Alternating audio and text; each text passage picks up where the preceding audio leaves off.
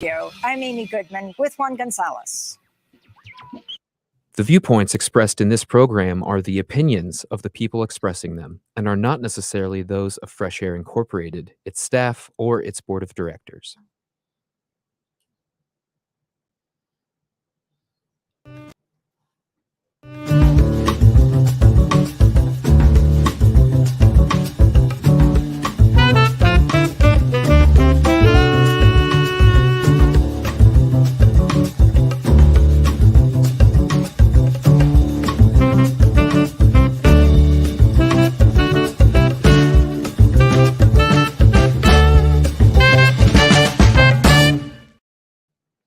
I'm Al McFarlane. Welcome to The Conversation with Al McFarlane. I'm glad to be here and glad to have you along as well. Kudos and thanks to our partner, our host, KFAI 90.3 FM, and around the world at kfai.org. Thank you for being a part of this experience. And I want to let you know, if you're listening right now on KFAI, you can also follow or join the conversation by coming to our YouTube channel. It's Insight News, YouTube. And that's one place you can interact, be engaged in the conversation, raise questions, have a side conversation. Go to YouTube Insight News. We're also streaming this program live on Facebook, on LinkedIn, and on Twitter. So many ways to reach us. Our goal is to build a community. So here's what I want you to do. If you're on checking us out on radio or any of the other platforms, take a minute and go to YouTube, find our platform, our YouTube platform, and like, share, and also become a member, register to be a member of the conversation. We've got about 200 plus members right now. We want to grow that to 1,000. And after that, who knows what the limit will be. But we can only do it if you support us. It costs you nothing, but we appreciate your presence, your goodwill. We think that we're providing value in content, and we hope that you agree and you will join and have all your friends join as well. Well, today I want to start with what I call the hot topics. We've modified our format to kind of bring some current events to the fore at the beginning of each program. And I want to remind people that this is Data Privacy Week. What's Data Privacy Week? Well, according to the National Cybersecurity Alliance, an article they published, actually they published it for last year's Data Security Privacy Week. But the article says you should know that your data is valuable. And even if you don't agree, many organizations and groups would pay top dollar for it. And they don't all have your best interest in mind. But you have the power to take charge and be in control of your data. And that's why the Alliance is happy to celebrate the second ever Data Privacy Week. Last year, the Alliance expanded Data Privacy Day into Data Privacy Week because your data is that important. Data Privacy Day began in the US and in Canada in January of 2008. And it's an extension of Data Protection Day in Europe, which commemorates in January of each year the signing of Convention 108, which was the first legally binding international treaty dealing with privacy and data protection. So listen, it's important. Check it out. A place for you to get more information on data and data privacy is online at, let me give you the contact. Let's see. You can go to, one second here and I'll have it up.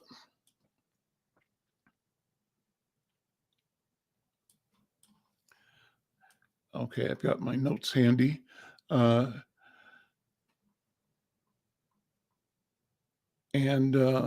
just Google the Cybersecurity Alliance, and you'll get the information you need about this activity. Let me continue with our hot topics. I mentioned in a previous show about what's happening with the affair, the case of Deshaun Hill. And if you didn't know, if you haven't followed this, there's a trial getting away in the murder case of Deshaun Hill.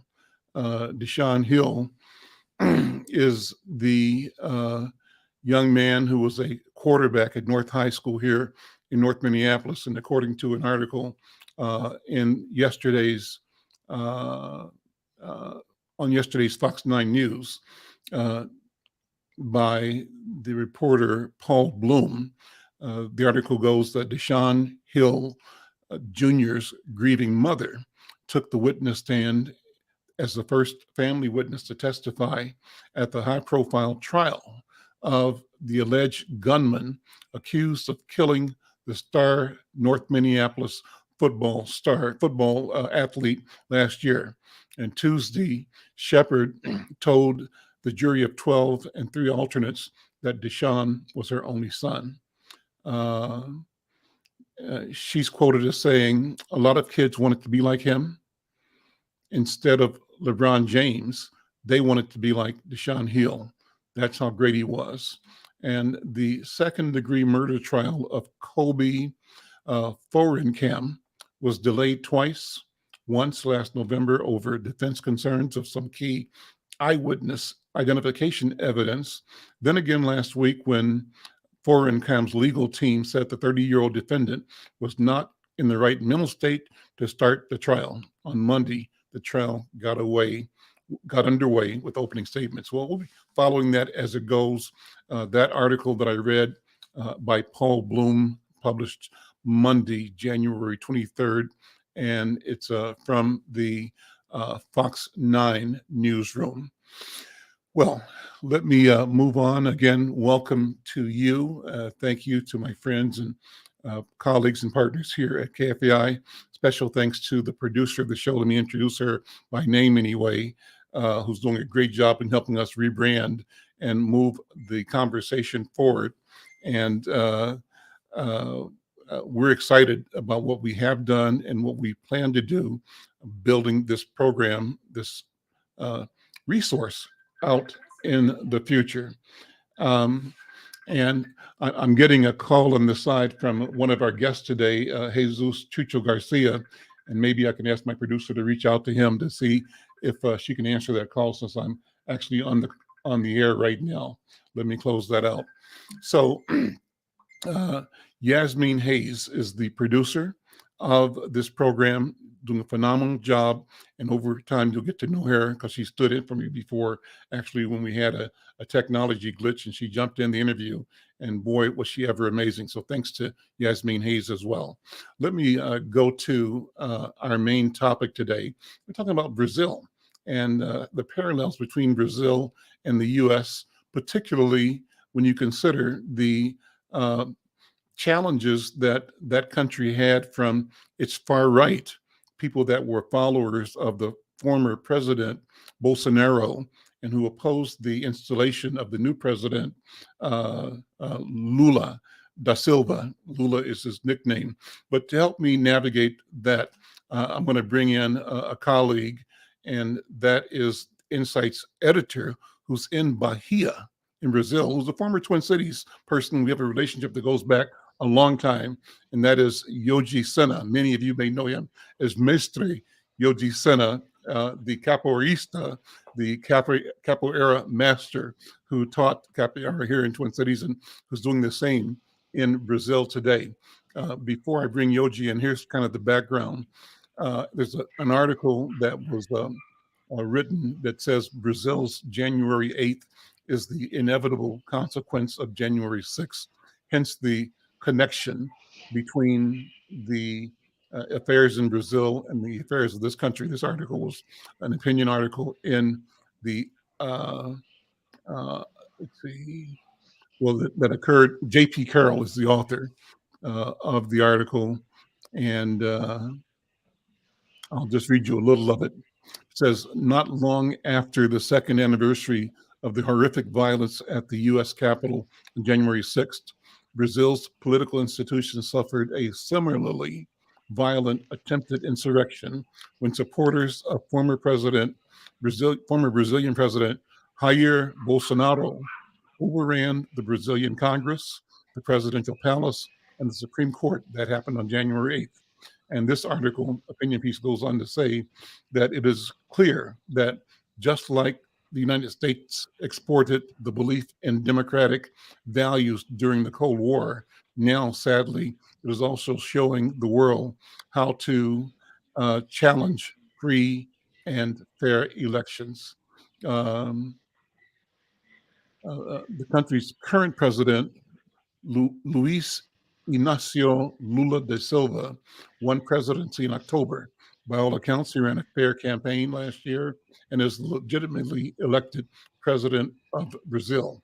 Bolsonaro, on the other hand, is currently in Florida, where it seems he's trying to create distance, both physical and metaphorical, between himself and the actions of his most ardent followers this past Sunday.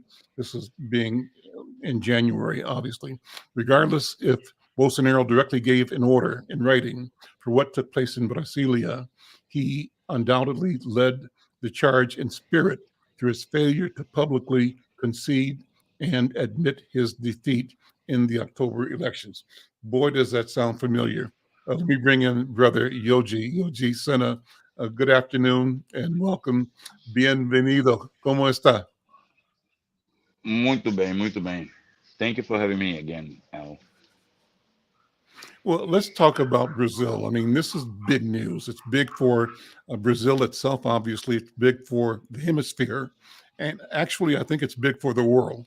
So come in and talk about background, the January insurrection in particular. Well, the insurrection was something that was, for most cases, expected to happen. So, since the result of the election, there were um, all around the country uh, in front of military installations of the army installations, there were encampments of people that did not accept the result of the elections.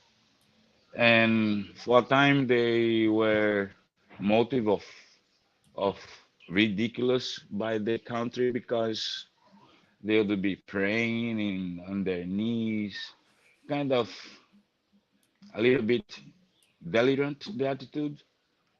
But and that with the implicit support of the army, because generally the areas right in front around the army installations are army property, and they are very jealous about who approach and who stays there in those areas, and they allowed those encampments. And they were really encamped with thousands of people all over the country. So on the day of the insurrection itself was a series of factors that was not coincidence, but they tried to present as each, where the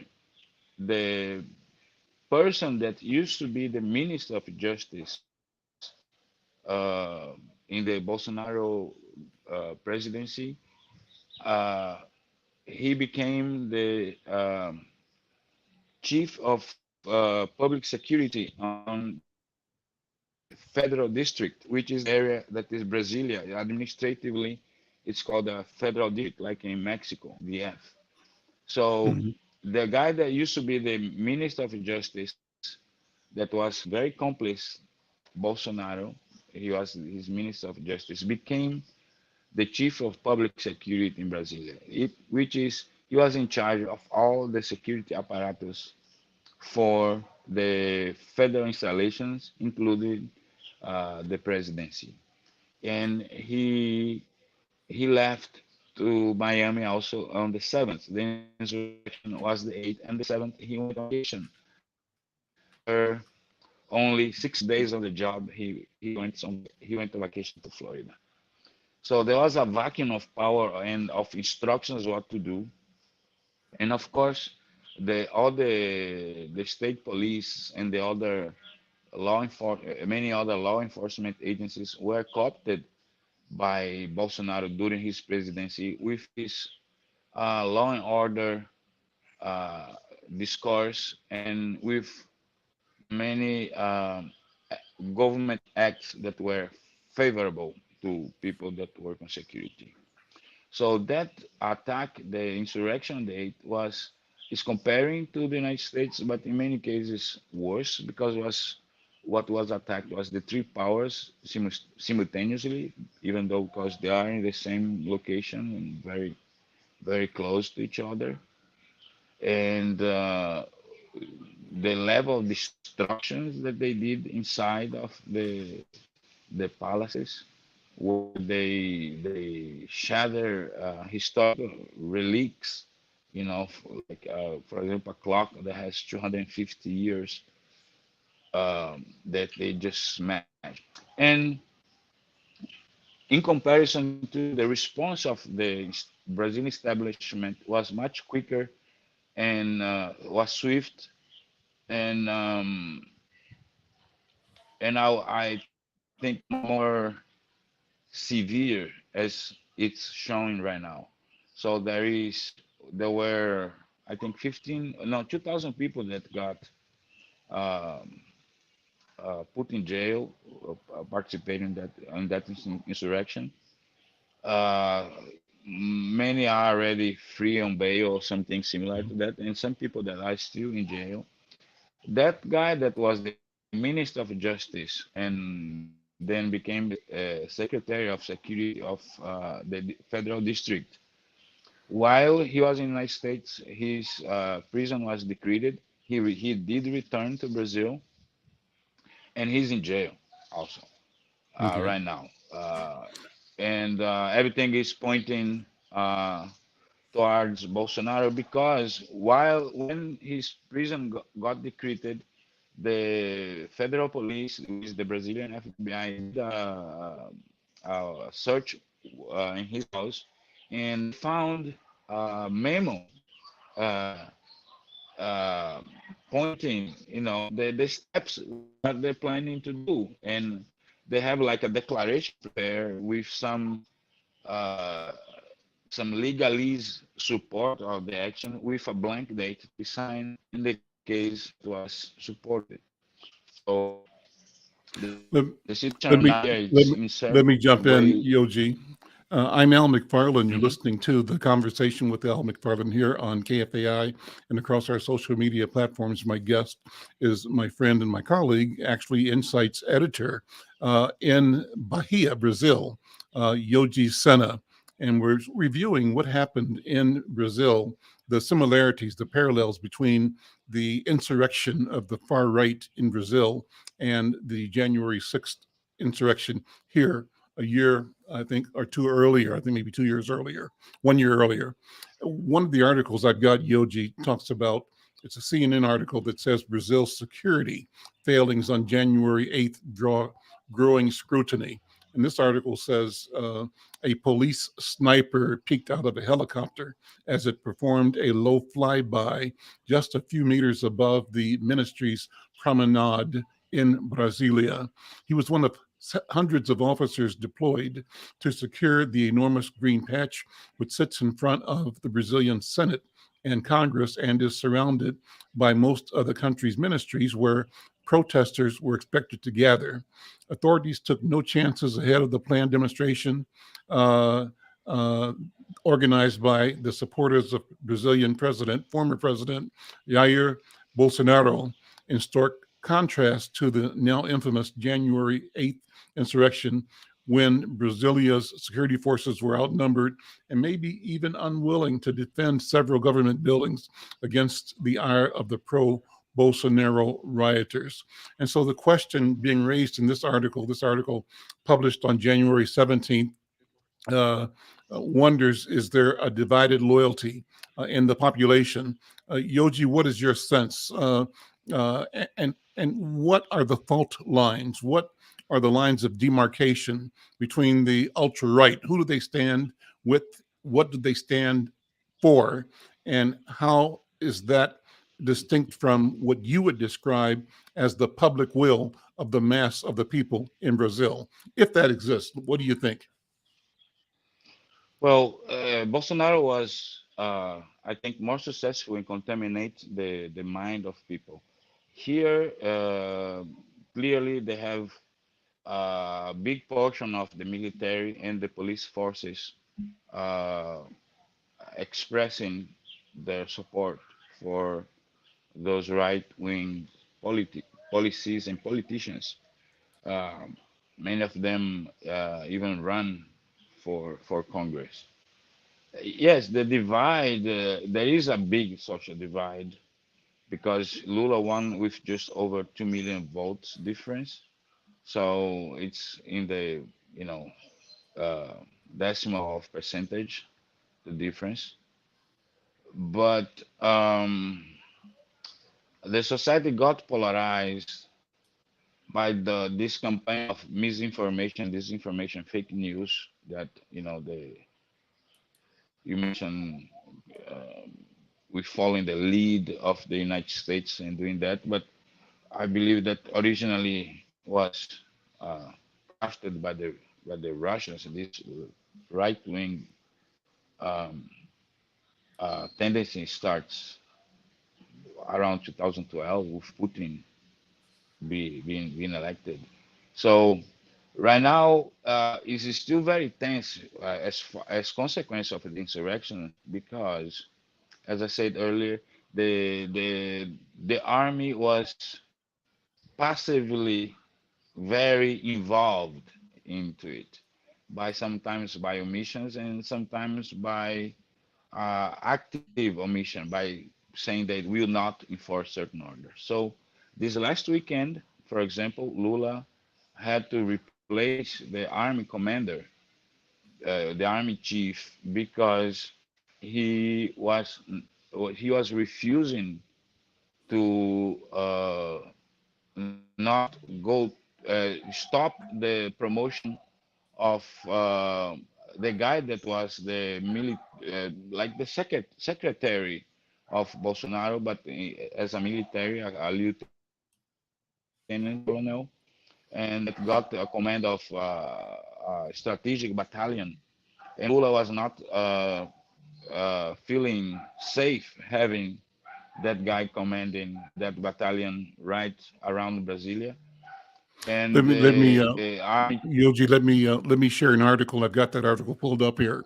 I'm Al McFarlane. This is the conversation with Al McFarlane, speaking with Yoji Senna on the ground in Bahia, Brazil. A colleague, a supporter, a friend, and a contributor to Insight News. He's editing the section we call the Afro Descendientes. We're going to be rebranding that in the future. But glad to have him. And we're going to be joined in a moment by another colleague who's calling in from Venezuela, the educator, author, musician, thinker, activist, and diplomat, Jesus Chucho Garcia. And we'll talk about a couple of articles that Chucho Garcia wrote on the topic of Brazil, reflecting on the election and on the culture. But the article I want to share right now is one by the Associated Press published Monday, January 23rd, 21st, 2023. And it says, as a headline, Brazil fires army chief. Brazil's president fires army chief in aftermath of January 8th attack on government institutions by far-right protesters. And the article reads, let's see, actually, my notes are failing me here because I'm not getting the full article on my screen. So that has caused international attention. The fact that the president did fire the army chief in the aftermath of the attacks on the government. So let me bring you back in, as you were saying, brother Yoji. Yes, Go ahead. the as I say, yeah, the decision is because he just replaced the army chief with another general that coincidentally the week before has given a very institutional speech, a very democratic defense of the democracy, redundantly, and that guy was picked uh, as a new chief of the army. So it was Mhm. a very quick change because, in fact, the previous army chief was uh, put in place by Bolsonaro in the last few days of its presidency. So the guy was like only kind of by for 20 days being the army chief, but he was resisting into play both with Lula. And so now, and Lula then traveled to Argentina, so they still they are kind of freeze. You know, he changed the chief on Saturday. He traveled to Argentina Sunday, and since yesterday and today he's in this conference in Buenos Aires with all the Latin American leaders. So the situation is kind of on pause or accommodating, I would say, to have more calm because apparently it's going to be difficult to Lula to govern in the next 4 years because the I think there is a fear now of violence. Not only the insurrection, after the insurrections, since then, there were five transmission towers, electricity transmission towers that have been attacked. Mm. You know, they are sabotaging the infrastructure. So there is now, instead of a healing feeling, there is this apprehension. One, the right wings knows now that the government is gonna come down with everything, and that might fight them to feel there is a witch hunt on them, and then they are unstable enough to probably cause, you know, problems in the nearby future. Unfortunately. You and I talked to Yoji earlier about a number of the things going on in Brazil.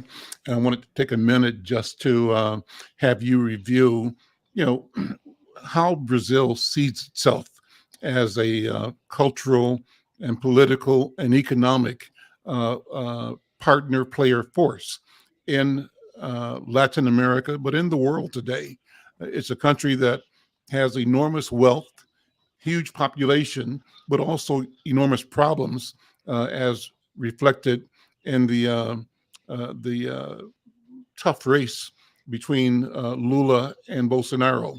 But how do you describe, what's the elevator speech describing what Brazil is as a governmental entity and as a cultural and political uh, uh, presence in the affairs of the hemisphere? Well, I think Brazil it's reinventing its identity in the government. So, for example, Lula, this is his third term, but he is the first president, or the first person to have run Brazil that he does not belong to any sort of elite. So he's a factory worker that was a union chief and became president after tried so many times. I think 4 times he ran before he got elected the first time. Um, Brazil is similar in many cases, right, to the United States because on the surface it's kind of the mix of the same kind of peoples, right? Native population, former enslaved Africans, European colonizers, you know, Asians, Arabs, people who moved here from the disintegration of the Ottoman Empire, all this mix of people. But Brazil sees itself historically as, in many ways, as almost like as most of the South American countries, almost as an appendix of those European colonial powers, which they were colonies. So Brazil now, with the presidency of Lula, which he does look like the majority of the people. He speaks like the majority of people. And in this particular government of his, he is he's made sure to pay much attention to the question of representativity. So you're gonna find all sorts of minorities, sometimes even can be argued to be allegorical, but you're gonna find all kind of minorities in power positions. There's a great deal of women now in the economic area running. He created the Ministry of the Originary Peoples, which are the indigenous people. And for the first time, the indigenous people of Brazil, they will be running themselves, setting up and administering policies for their embedment, right?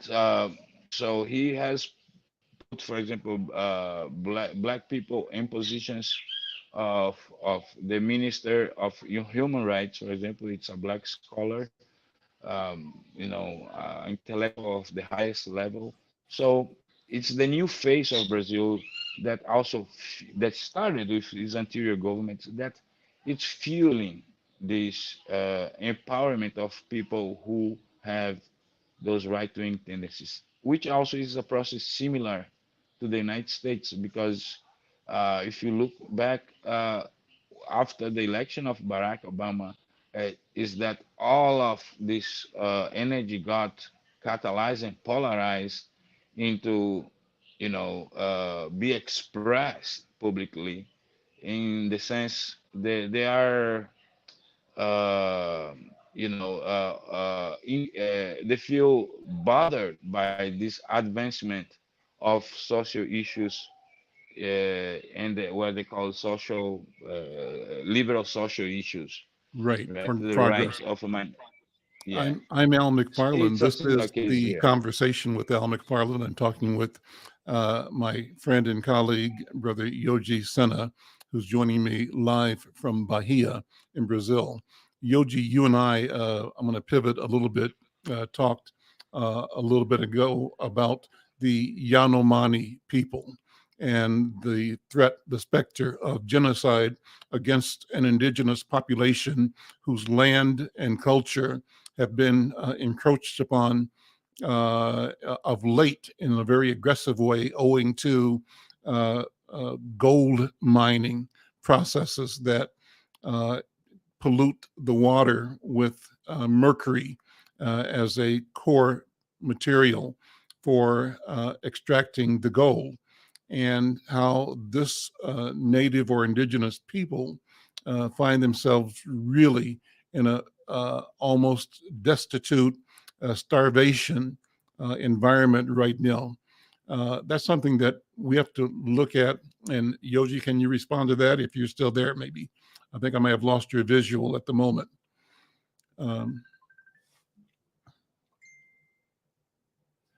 Okay. I'm Al McFarlane. This is The Conversation with Al McFarlane. I'm talking with Yoji Senna, who is joining me from Brazil, from Bahia in Brazil. We've lost the signal right now, but I'm sure it'll come back in a second.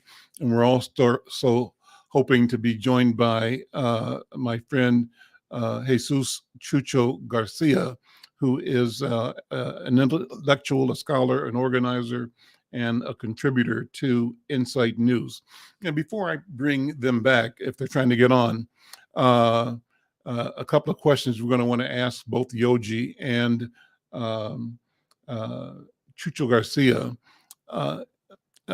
have to do with whether or not these insurrections suggest that there is a powder keg in other countries and around other countries' elections. What are your thoughts on that?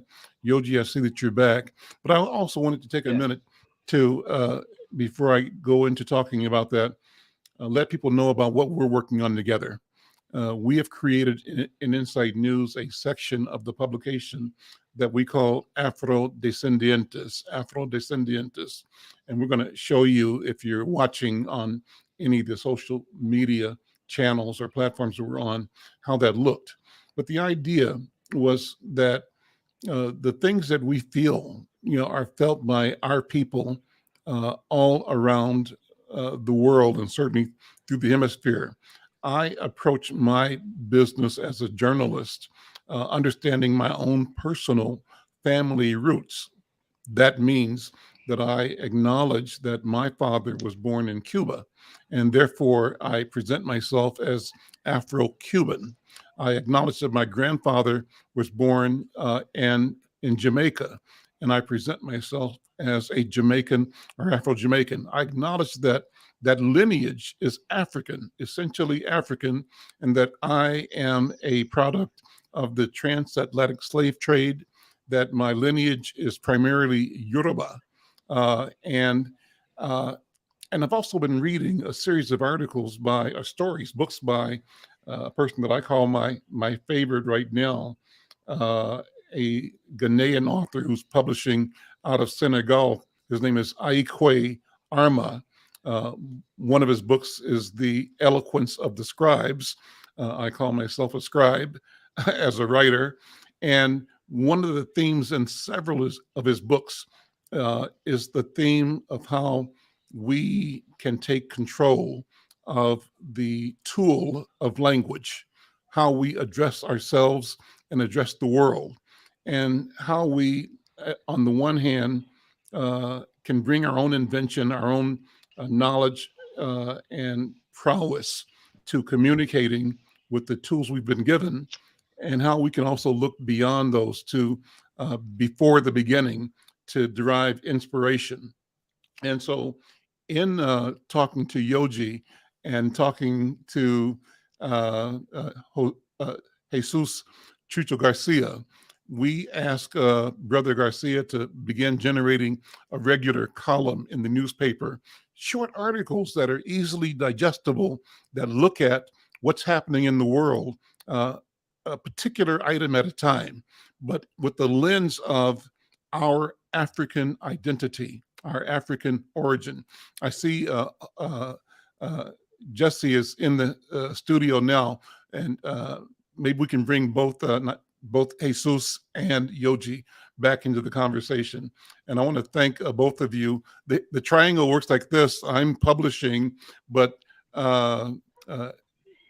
Jesus Garcia is writing wonderful articles, and Yoji is supporting this initiative by translating them into Spanish.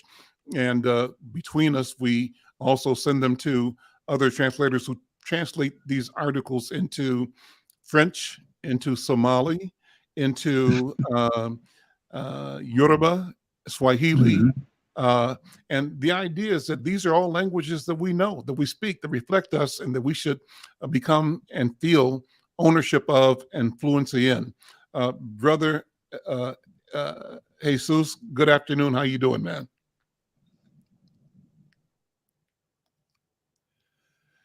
You're in the camera now, but your voice is muted. Maybe you have to take the mute off.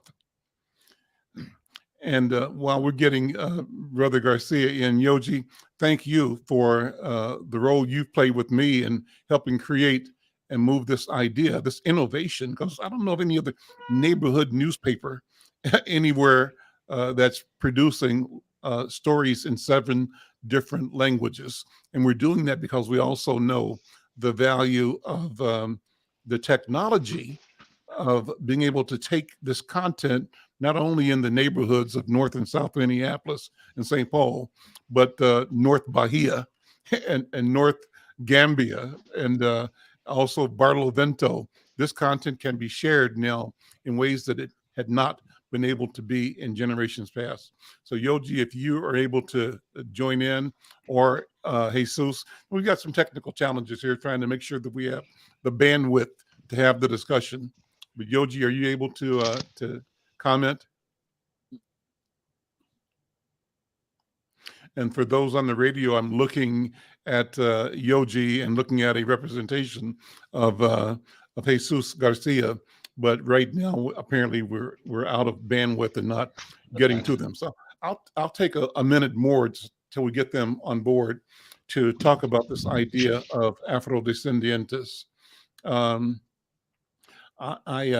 part of it is just an attitude that I have about language itself.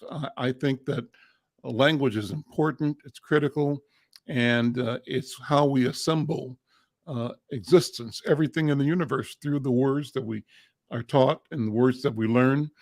And what and how we learn makes a difference. And if we are taught that we have no value, then we act like that. If we taught that we have great value and that our lives matter, we act differently.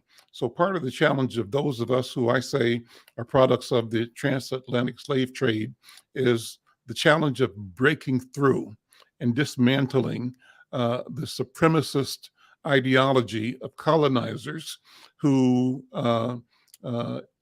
created and operated what I call a criminal enterprise, the abduction and trafficking of human beings over several hundreds of years that caused the displacement of Africans into this hemisphere, and that managed and exploited our bodies, our minds, our spirits over that period of time, and out of which we still offer resistance, and from which we continue to emerge, bringing both defiance and new definition, defiance to the standards and lies that they use to justify their inhumane treatment of human beings and their abuse of the natural world as well.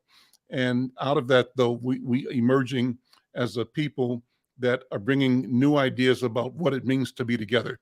Yoji, I'm talking just to keep things going till I get you back in the conversation. And also, Jesus, if you can click back on, I saw you momentarily. Love to have your thoughts. Go ahead, Yoji. Unmute if you would. Unmute. There we go. I feel perfectly. You know, the power. How is important to you be able to.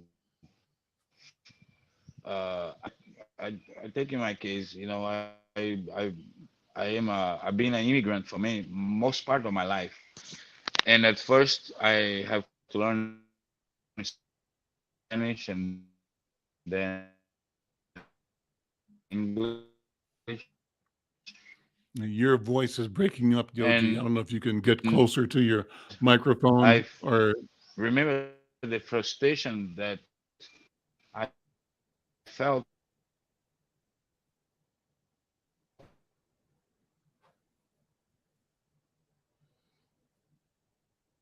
So again, we're trying to get a good signal. This is a challenge, but it's also so worth doing. Just to imagine, I'm sitting here in my studio at home, right? We're being managed by a studio partners at KFAI. We're being managed as a multi-platform organization by a producer who's in New York. And we've got connected here editors, content creators, both in Bahia in Brazil and in Venezuela. I think Brother Garcia is in Barlovento, but he'll correct us when we get that connection. But the very idea of us being able to have a real time conversation, I think it's a phenomenal idea.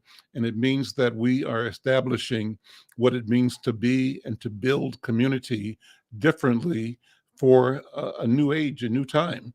One of the things that Chucho Garcia enabled was an interview I did recently with one of his former proteges, who was a government official, I believe, in Mali. Great interview. The beautiful part of the interview was that the minister, the youth minister there that I interviewed, didn't speak English so well, but he spoke Spanish fluently. My Spanish is okay. It's not great, but it's okay.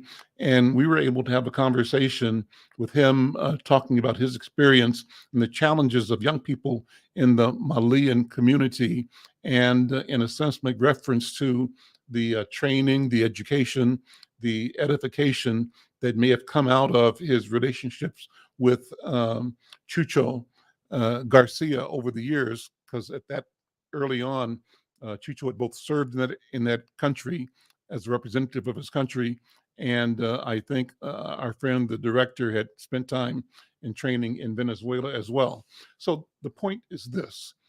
We have an enormous capability to not be led blindly by the powerful, to think on our own, but to seek knowledge and to share knowledge with each other all around the world. We have the ability to collaborate, to right now, Yoji and I can create a business in ways that would have been impossible a generation ago. Right now, Jesus Garcia and I and Yoji can collaborate in generating points of view, ideas, ideology, education, information in ways that would have been totally marginalized and suppressed by those whose interest we choose to challenge because we question the fairness of the power arrangement. So we're in a situation where our voices can be heard in ways they never have been before, and that leads to collaboration. Yoji, I see that you're back. Jump in the conversation. Yes, yes, yes. We are in, exactly what you're saying. In my point of view, it's what is bothering too much the people of extreme right. The empowerment of the regular Joe, the common people, the people who before would be caught in the filters to have access to express their opinions, their joys, their sorrows, their opposition. So now it's easier to make noise, uh, into the powerful, and this is just a backlash of of the empowerment of many populations that did got better in the last 3 decades or 4. Even though Do, we see our present day a lot of injustices, um, progress was made in the last few decades. we're still trying to connect with Jesus Chucho Garcia from Barlovento in Venezuela. Hopefully he's able, I see him in the back room on my screen, but I'm not seeing him on the screen or hearing him on the screen. And if you're hearing us, Jesus, do whatever you can to see if you can get on the line here with us. We see you, but your camera is not on. Do you hear us, Jesus? Can you speak? Let's see if we hear you. Oh, there you are. So let's bring him into the conversation. Hola, Hello, Mr. hermano. Al. Thank you for being here. ¿Puede hablar de lo que estamos hablando ahora? ¿Qué piensa? Okay, no. Good afternoon, Mr. Al. Good afternoon, irmão do Brasil. Boa tarde. Como vai você? Boa tarde. Você Tudo tá tudo bom? Eu tô bem. Okay, I think Muito bem. Achei. Achei The Brazilian fascist support for the international racist right overthrew Presidente Dilma Rousseff. And after that, they give the punch to Dilma Rousseff, and then they take to Lula for the jail, right? And after, it's the moment for the white fascismo with Bolsonaro, the supremacy white, arrived to the power. When Bolsonaro arrived to the power, they begin one project. It's the project Racismo, Fascismo. I remember I traveled to Brazil in the year 2019 for one meeting about the religion, Afro-Brasileño, Umbanda, Candomblé, Macumba, todos, all the black religion support to Lula, or Lula get out the jail. And after Bolsonaro begin one project for killer to the, en portugués es la Casa de Santo, contra la Umbanda, against the Yoruba religion, the Congo religion, the Voodoo religion is very strong. In that moment, we had one big meeting in Belo Horizonte, no, for support to Lula and pray for the freedom of Lula. What happened now? Now, the situation changed, and Lula, porque Lula is very important in the history of the Black people, because Lula translation to the A volume, the African history in Brazil, he translation to Portuguese, no? And after Lula contribution for reaffirmation of the identity of the Afro-Brasileño con las quilombolas, combat the land for the Black people that struggle from the slave of the rebellion of Sunday Bosfamari until the day Lula contribution for that. Okay, and now Lula come back to the power. In this moment, Lula is in Argentina for the creation of the Latin American community. And it's very important for there is other vision in America Latina. Is Lula, is Petro with Francia Colombia. Márquez is black. De no? Colombia, sí. Sí, from Colombia and other, okay, Nicaragua, Venezuela, Cuba, and it's possible for the next year, Ecuador change, and Korea is possibly come back to the power. And the other now is the situation in Peru. I sent one article to Mr. Al, what happened now with many people killed in Peru. No, many people. It's la masacre in Peru. Pero I think that Lula yesterday in Buenos Aires, in Argentina, he had one vision different. I think that in este momento Brazil is the second economy more important in America and as the United States. And Lula in this moment is very clear for the fascismo. Many military fascistas, I believe that 6-0, get out of the power.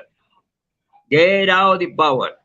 The military fascista is one situation. En este momento, Lula is the new leader of the third world for me.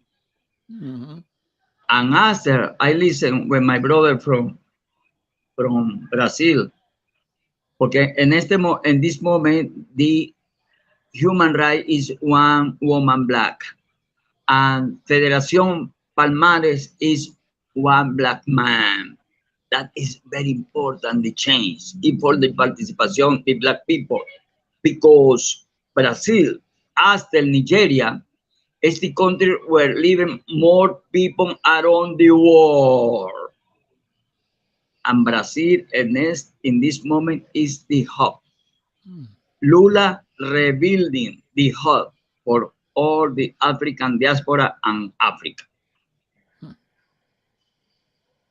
Yoji, jump in. What do you think? Yeah, that's true. What you're saying is true.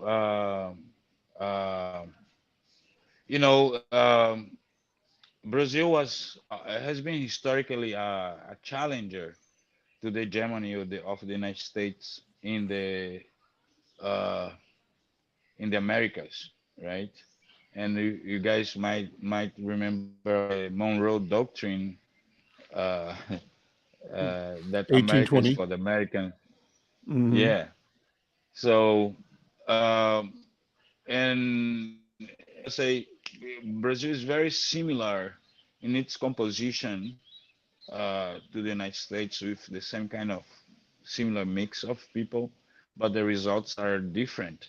In many cases, because yes, the United States always intervened in all the countries in Latin America in a way to keep them down and to keep them from having a unified voice. And Brazil plays in a certain way right in that hand because it's the only country that does speaks Portuguese in Latin America. So in a certain way, we are isolated from the other Latin American countries by the fact of language. You know, everybody else does speak Spanish but us. And Let me ask you about the numbers in Brazil, Yoji. I think you told me previously that there are probably 100 million people of African descent in the Brazilian population, and that in recent polls, over 50, 60% of Brazilians identify themselves as Afro or Afro descendant. And so that is a real difference between the U.S. and Brazil, because obviously the mental framework in this country always leads to white people seeing themselves as the majority, and no matter what the numbers trend towards, they want to create language that always refers to their presence as the majority, therefore the rightful holder of power. And I believe that as the demographics reveal a shift in population, they are going to figure out a way to justify being the minority in control of majorities. In fact, that's what they are right now. They are a minority on the planet, but they present themselves as the owners of power of the entire planet until they are challenged by competing powers like China, for example, or a resistance from within the empire, like in Brazil or among the Black people in Africa or in the U.S. let me What tell do you you, think? what you say. What you say is there was a shift Go in ahead. demographics in Brazil in the last two census, let's say the last 2 decades or 3 decades, where nowadays, yes, 54 or 56% of the population identify of being African descent. We are in a population of 210 million, so it's above a little bit above 100 million people identify being Black people. But that shift in the demographic of Brazil also happened in the religious realm. So nowadays, I think 30 or more percent of the population became evangelical, where before they were hegemonically Catholic, but the Catholic are very loose in the way how they lead their how they lead their flocks. So sorry about We've got about 2 the minutes smiling left. there. Let me bring But so Jesus back in. now the evangelical Oh, is the biggest tool of white supremacy in all the South okay. America. You know, Jesus, I they got are 1 minute. rising 1 greatly. minute comment for Jesus. Yeah. Unmute. There you go. I think that in this moment, Brazil, I repeat, Brazil is the rebuilding the hope for the Black people, not only the Black people, the white people poor in Brazil. And it's very important in the economy. Brazil is the second economy in America, and the other is the Grupo BRIC around the world. Es importante. Pero the more important is la identidad. The new geopolitics around the world. Brazil play one role very important. We Okay? got to wrap it I up. pray for Lula. We are I out of pray time. for Lula and continuing the liberation of Brazil. Thank you. And we will come back to this conversation. I'm Al McFarlane. This is The Conversation. Thank you to my friend, Brother Garcia, Brother Senna. We'll see you next time. Bye-bye.